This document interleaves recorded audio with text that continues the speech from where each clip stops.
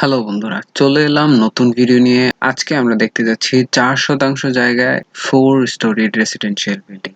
আজকের বাড়িটির land area 720 square feet, যা কিনা প্রায় 4% জায়গা, এবং এর কভার্ড এরিয়া হিসাবে আমরা এখানে ব্যবহার করেছি 1560 স্কোয়ার ফিট জায়গা। এবং এটি আপনারা 3 অথবা 4 তলা যে কোনো ফাউন্ডেশন নিতে পারেন আপনাদের জায়গা এবং চাহিদা অনুযায়ী। তো বন্ধুরা, চলুন দেখে নেই আমাদের আজকের ফ্লোর প্ল্যানটি।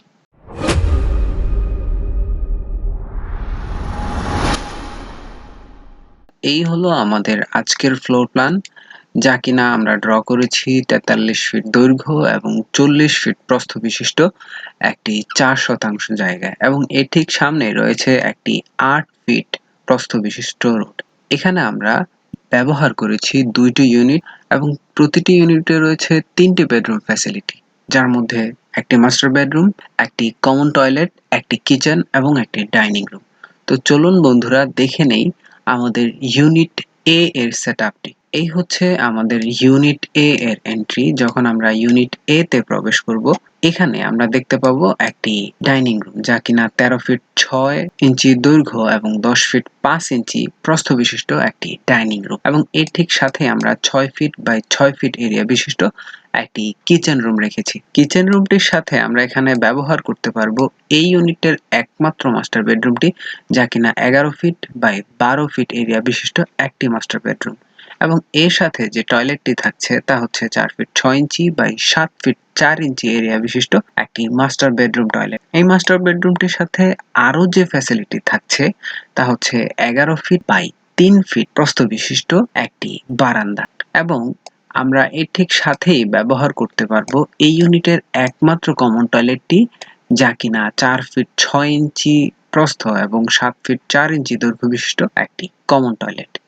এর বিপরীত পাশে আমরা এই ইউনিটের আরো 2টি কমন বেডরুম পেয়ে যাব, যার প্রথমটি 9 ফিট 9 ইঞ্চি প্রস্থ এবং 11 ফিট দৈর্ঘ্য বিশিষ্ট, এবং দ্বিতীয়টি 9 ফিট 9 ইঞ্চি প্রস্থ এবং 10 ফিট দৈর্ঘ্য বিশিষ্ট এরিয়া নিয়ে তৈরি করা হয়েছে।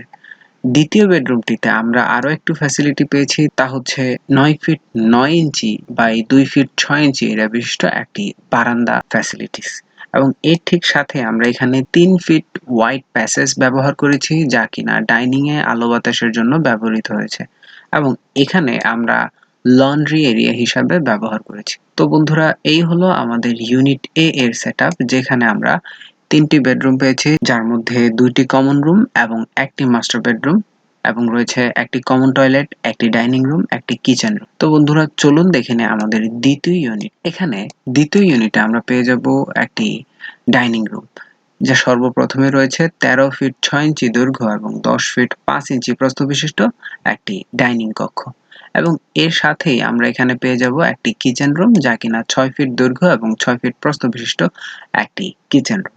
এর সাথে আমরা এখানে পেয়ে যাব এই ইউনিটের একমাত্র মাস্টার বেডরুমটি, যা কিনা 11 ফিট প্রস্থ এবং 12 ফিট দৈর্ঘ্য বিশিষ্ট একটি মাস্টার বেডরুম।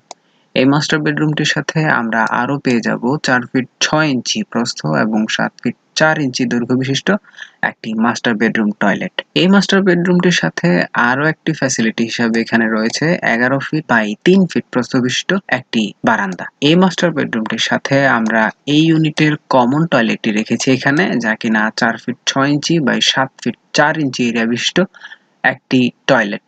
এর ঠিক বিপরীত পাশে আমরা এখানে পেয়ে যাব একই সাথে 2টি কমন বেডরুম, যার সাইজ হচ্ছে 9 ফিট 9 ইঞ্চি বাই 11 ফিট, এবং দ্বিতীয়টির সাইজ হচ্ছে 9 feet 9 inch by 10 feet area বিশিষ্ট একটি কমন বেডরুম। দ্বিতীয় বেডরুমটির সাথে আমরা আরো ফ্যাসিলিটি হিসেবে পেয়ে যাব 9 feet 9 inch by 2 feet 6 inch area বিশিষ্ট একটি বারান্দা। তো বন্ধুরা, এটি হচ্ছে ইউনিট বি।